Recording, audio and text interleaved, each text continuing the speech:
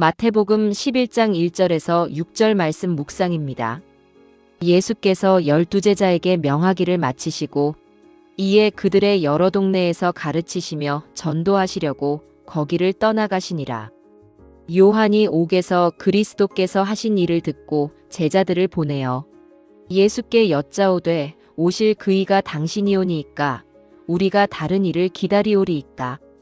예수께서 대답하여 이르시되 너희가 가서 듣고 보는 것을 요한에게 알리되 맹인이 보며 못 걷는 사람이 걸으며 나병환 자가 깨끗함을 받으며 못 듣는 자가 들으며 죽은 자가 살아나며 가난한 자에게 복음이 전파된다 하라. 누구든지 나로 말미암아 실족하지 아니하는 자는 복이 있도다 하시니라.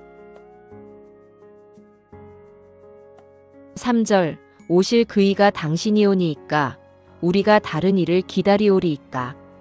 세례 요한이 제자들을 예수님께 보내어 이스라엘 백성들이 목마르게 기다린 메시아 곧 그리스도가 당신이 확실합니까? 라고 묻는 이 질문에 예수님께서는 그렇다고 직접 대답하시기보다는 듣고 보는 것을 그대로 전하라고 하셨습니다. 5절 맹인이 보며 못 걷는 사람이 걸으며 나병환 자가 깨끗함을 받으며 못 듣는 자가 들으며 죽은 자가 살아나며 가난한 자에게 복음이 전파된다 하라. 이 말씀은 메시아에 대해 가장 많이 예언한 이사야 선지자의 예언이 성취된 것입니다. 이사야는 이렇게 말했습니다. 그때에 맹인의 눈이 밝을 것이며 못 듣는 사람의 귀가 열릴 것이며 그때에 저는 자는 사슴같이 뛸 것이며 말 못하는 자의 혀는 노래하리니 이는 광야에서 물이 솟겠고 사막에서 시내가 흐를 것임이라. 뜨거운 사막이 변하여 못이 될 것이며 메마른 땅이 변하여 원천이 될 것이며 승냥이에 눕던 곳에 풀과 갈대와 부들이 날 것이며 거기에 대로가 있어 그 길을 거룩한 길이라 일컫는 바 되리니. 예수님의 사역은 바로 이러한 메시아에 대한 예언의 성취였습니다. 그리고 이러한 성취는 예수님께서 메시아, 곧 그리스도이심을 보여주는 확실한 증거입니다. 무슨 말이 더 필요하겠습니까? 이 본문은 하나님 나라와 교회의 관계에 대하여 연구할 때 매우 중요합니다. 계시록 20장 1절에서 4절까지에는 예수님께서 재림하신 이후 이 땅에 세워질 천년왕국이 언급되어 있습니다. 그런데 많은 주석가들은 구약에서 예언된 것 가운데 문자적인 성취를 확인하기 어려운 것들을 모두 이 천년왕국에 끼워 넣고 있습니다. 예를 들면 오늘 이사야의 예언처럼 광야에서 물이 솟겠고 사막에서 시내가 흐를 것임이라와 같은 말씀입니다.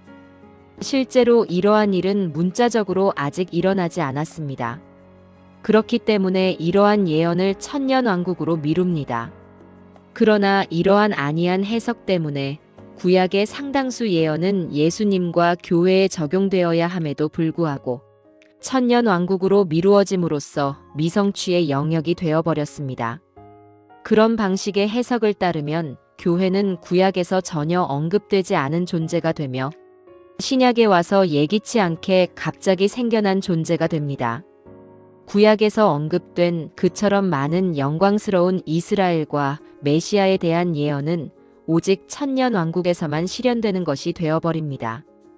과연 그럴까요? 사도 바울은 구약의 수많은 예언이 교회를 겨냥하고 있음을 보며 하나님 속에 감추어졌던 비밀의 경륜을 언급합니다. 오늘 예수님께서는 이사야의 예언이 미래의 천년왕국에서 실현되는 것이 아니라 바로 예수님께서 이 땅에 계실 때 성취되고 있음을 보여주셨습니다.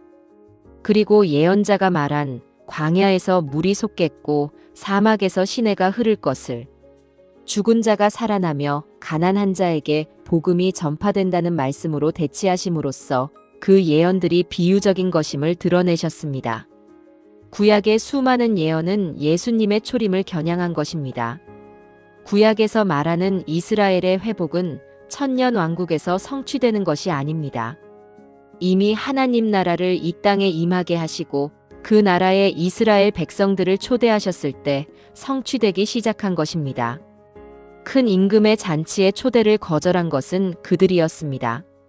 그러나 교회를 처음 시작한 사람들은 바로 유대인들이었으며 그들이 중심이 되었습니다. 믿지 않는 가지들은 모두 잘려나갔을 뿐입니다. 이제 이스라엘에게 남아있는 예언은 천년 왕국이 아니라 이방인에게 향하였던 하나님의 긍휼이 다시 이스라엘로 향하는 것입니다. 천년 왕국은 이스라엘을 위한 것이 아니라 성도들을 위한 것입니다. 아무 자격도 없던 이방인들이 전적인 하나님의 은혜로 구원받은 것처럼 이스라엘도 자격을 잃었으나 하나님의 긍휼로 구원받게 되는 일이 마지막 때에 이루어질 예언입니다. 그러므로 유대인들로부터 복음을 전해받은 이방인 교회들은 유대인들에게 빚진 자로서 그들이 복음을 받아들여 구원받도록 기도하고 도와야 합니다. 그러나 그들을 육신적인 혈통 때문에 이방 성도들보다 더 뛰어난 존재로 착각해서는 안 됩니다. 이는 오늘날 유대주의 신학에 물든 사람들이 범하는 오류 중 하나입니다. 구약에는 고난의 메시아와 영광의 메시아가 함께 예언되어 있습니다. 저는 그동안 예수님의 초림으로 고난의 메시아가 성취되었고 재림으로 영광의 메시아가 성취된다고 배워왔습니다.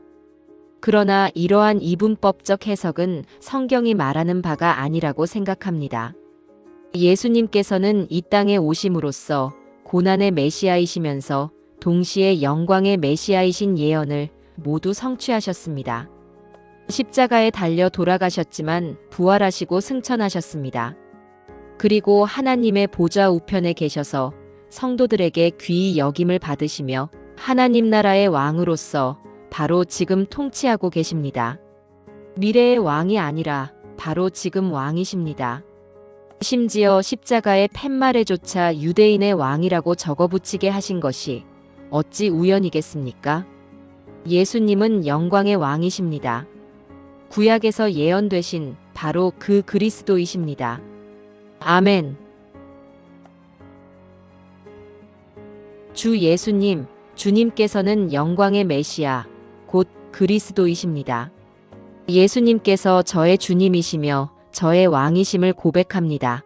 예수님 이름으로 기도합니다. 아멘.